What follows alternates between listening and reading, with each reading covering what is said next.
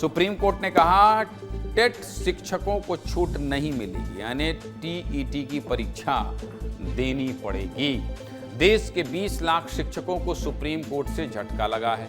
देश के 20 लाख शिक्षक टेट की परीक्षा का विरोध कर रहे थे। इन शिक्षकों की मांग थी कि उनका सिलेक्शन मेरिट के आधार पर हुआ है और अब उनसे जबरदस्ती टेट परीक्षा देने के लिए कहा जा रहा है, लेकिन सुप्रीम कोर्ट ने 20 लाख शिक्षकों की बात को नहीं माना है। इसलिए आपको ये खबर विस्तार से बता देता हूं। देखिए, 13 मई को टेट के मामले में सुप्रीम कोर्ट में सुनवाई हुई और सुप्रीम कोर्ट ने कहा कि टेट परीक्षा में जो छूट दी जानी चाहिए थी वो पहले ही दी जा चुकी है। ऐसे में अब कोई छूट नहीं दी जा सकती और बिना टेट की परीक्षा पास किए शिक्षकों की नियुक्ति नहीं हो सकती।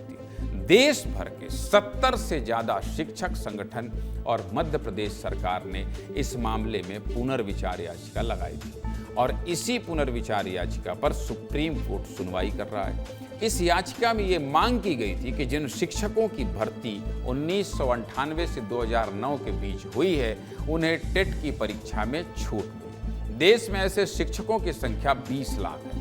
मध्य प्रदेश के कुल 1.5 लाख शिक्षकों को अगर अपनी नौकरी बचानी है तो ये परीक्षा देनी होगी। छत्तीसगढ़ के भी 80,000 शिक्षकों को ये परीक्षा देनी पड़ेगी, क्योंकि सुप्रीम कोर्ट के रुख से ये बात तो साफ है कि बिना परीक्षा दिए वो आगे नौकरी नहीं कर पाएंगे।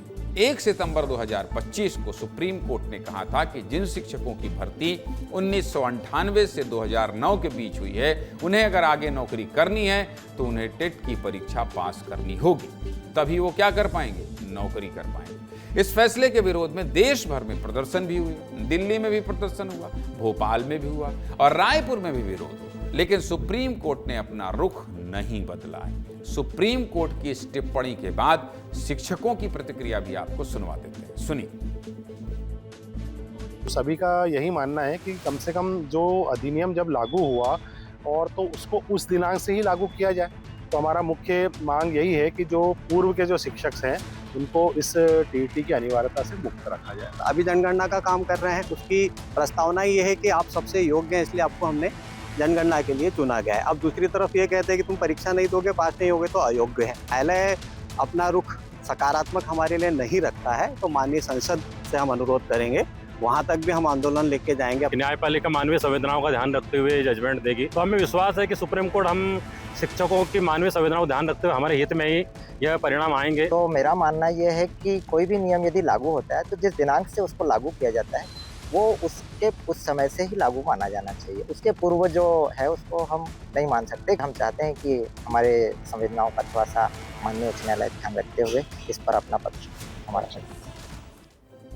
सीधे मुद्दे की बात क्या है? सीधे मुद्दे की बात यही कि सुप्रीम कोर्ट ने अपना फैसला सुरक्षित रखा है, लेकिन सुप्रीम कोर्ट की टिप्पणी से यही लगता है कि पुराना फैसला ही आगे भी बरकरार रहेगा।